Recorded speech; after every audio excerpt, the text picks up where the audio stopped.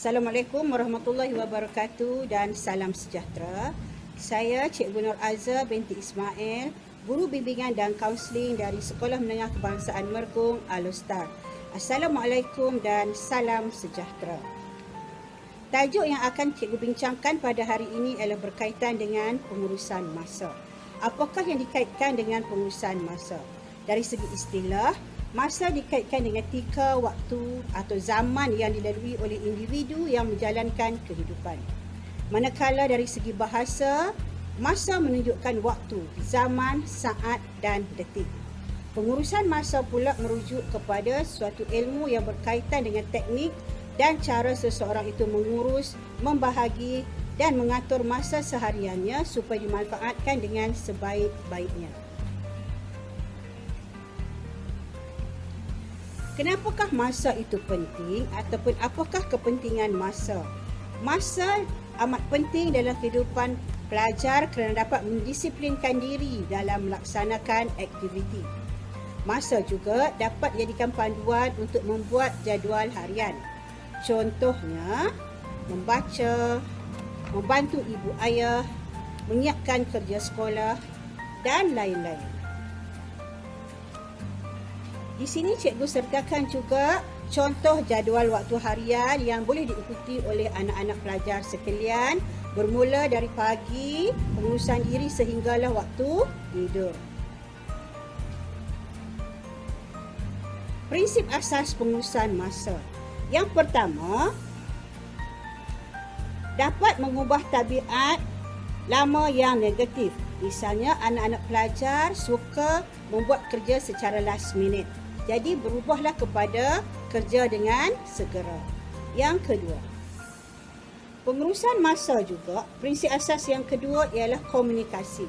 Anak-anak pelajar diminta untuk mengurangkan sembang ataupun membawang, istilah orang-orang zaman yang digunakan oleh orang sekarang. Seterusnya, yang ketiga ialah fokus penumpuan. Kebiasaannya kita akan merasa bosan dan jemu apabila perkara tersebut berkaitan dengan soal pelajaran. Kita jarang sekali memberikan tumpuan terhadap pelajaran yang diberikan oleh guru.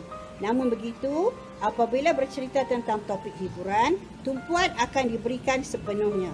Seterusnya, prinsip asas pengurusan masa yang keempat ialah rehat.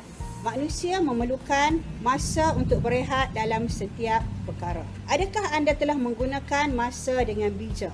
Jika tidak, patuhilah teknik pengurusan masa yang efektif berikut.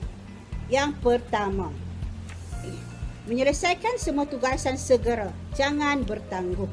Yang kedua ialah memberi keutamaan kepada kerja penting. Semua tugas harus diselesaikan segera. Namun, kamu harus bijak membahagikan tugas supaya tidak merugikan masa. Utamakan kerja penting dahulu dan kemudian tugas tidak penting atau tugas sampingan.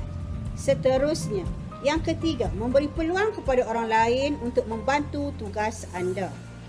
Mintalah bantuan orang lain untuk membantu menyelesaikan tugas anda. Tugas anda menjadi lebih mudah dan masa dapat dijimatkan. Ringan seperti kata pepatah, ringan sama dijinjing, berat sama dipikul. Seterusnya yang keempat ialah mengutamakan tugas sendiri daripada tugas orang lain. Membantu adalah kerja mulia, namun anda mesti memastikan dahulu tugas anda.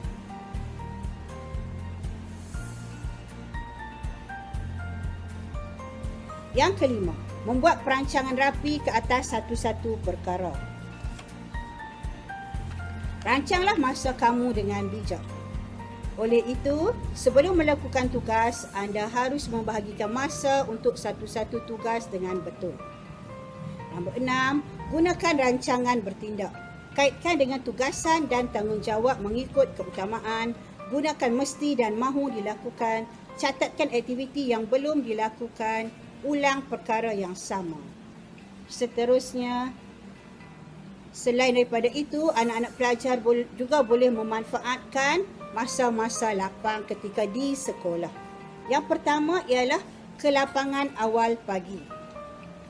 Sebelum kelas bermula antara 15 hingga 30 minit, Pelajar yang datang awal ke sekolah mempunyai banyak masa sebelum kelas bermula. Gunakanlah masa ini untuk melakukan perkara yang berfaedah seperti mengulang kaji pelajaran tentang topik yang akan diajar oleh guru atau membaca nota ringkas. Seterusnya, ke lapangan kerana guru lambat masuk ke kelas akibat pertukaran kelas ataupun pertukaran subjek. Gunakan masa ini untuk mengulang kaji topik yang baru diajar oleh guru sebentar tadi. Anak-anak pelajar juga boleh mengulang kaji tentang topik yang akan diajar oleh guru sebentar lagi. Selain itu, anda juga boleh menyelesaikan tugasan yang diberi oleh guru. Ke lapangan kerana guru tidak masuk ke kelas. Pada masa ini banyak aktiviti pembelajaran boleh dibuat, antaranya ialah anak-anak pelajar boleh pergi ke pusat sumber untuk membaca buku. Seterusnya, anak-anak pelajar juga boleh membuat latihan dan menyelesaikan tugasan yang diberi oleh guru. Anak pelajar juga boleh membuat ulang kaji pelajaran. Ke lapangan pada waktu rehat. Setelah menjamu selera, selepas berehat untuk makan dan minum di kantin, anda mempunyai masa luang untuk belajar. Gunakan masa ini untuk membaca nota ringkas. Ke lapangan semasa menunggu bas atau kenderaan berulang-alik ke sekolah. Pada masa ini, anak-anak pelajar boleh membuat juga ulang kaji pelajaran, membaca buku nota kecil ataupun nota ringkas. Kesimpulannya, masa itu boleh diibaratkan sebagai kuasa. Masa juga tetap dan tepat. Masa juga tidak boleh berpatah balik dan masa boleh memerangkap kita. Sekian, Assalamualaikum warahmatullahi wabarakatuh.